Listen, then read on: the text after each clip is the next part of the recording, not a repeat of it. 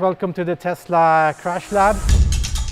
Today we're doing a very special crash. We will be testing a pickup truck hitting a Model Y. As you see, it's a very small overlap. This is what we call an off-zone impact. This is the last piece of validation for what we believe is a world first.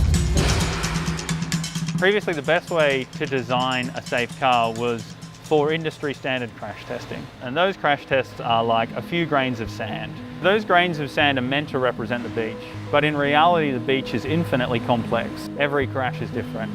With emerging technologies, there are new opportunities. Now we can look at the real world and design for that. We're the only car maker in the world that has a fleet of well over 1 million cars on the road, fully instrumented from a sensing perspective. We can know exactly where the seat is, we can know where the steering wheel is, we know if they're belted, we know when the airbag deployed exactly to the millisecond. We know exactly what our fleet of cars is being exposed to out there. The richness of data we are collecting enables us to develop safety beyond the stars and beyond the ratings, and for situations which is simply not picked up by the regulatory rating test that we and all other car makers are doing.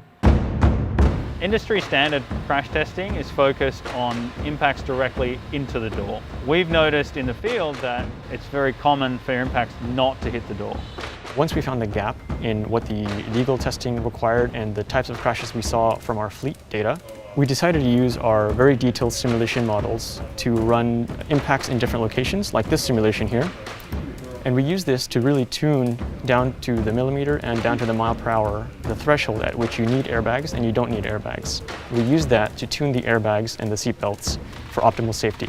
Conventional systems don't detect this type of crash because it's not an industry standard. This new algorithm takes into account the current sensor set, interprets it in a new way, so that we can identify this particular type of crash and provide the optimum restraint for that situation.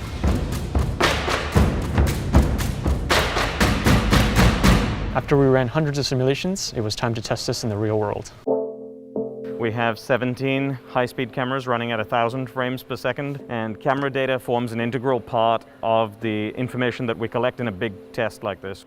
In the back of the vehicle, in preparation, we have our instrumentation rack, and it's got all the critical infrastructure to make sure we get all the data we need. So what will happen is that when this pickup truck impacts the Model Y, so within 10 milliseconds of impact, the system will have determined what type of impact this is. And then it will trigger the airbag system and the restraint system to respond in the best possible way. 3, 2, 1.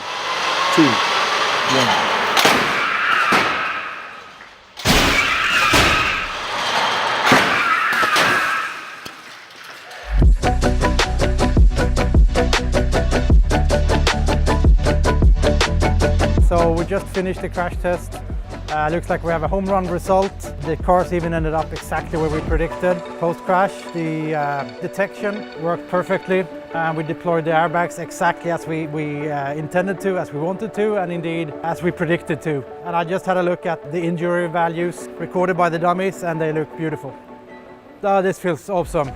This is history in the making, and this is really the end result of the entire chain of Tesla's strength in safety development, starting off with the field data, data analytics, lots of simulation, close cooperation between simulation engineers, design engineers, coming here to the lab, recreating this whole crash, performing it flawlessly, capturing the result. Now we have some post-processing to do to validate everything, but once that's done, this is in the pipeline for over-the-air updates to the fleet, improving the cars.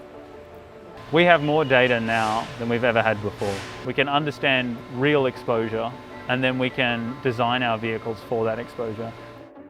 We think over time this will change how you design for vehicle safety. It's all based on knowledge. I think this is just the beginning of a journey for us. The reasoning we're doing this is simple. It's because A, we have the ability, and B, it's because it's the right thing to do.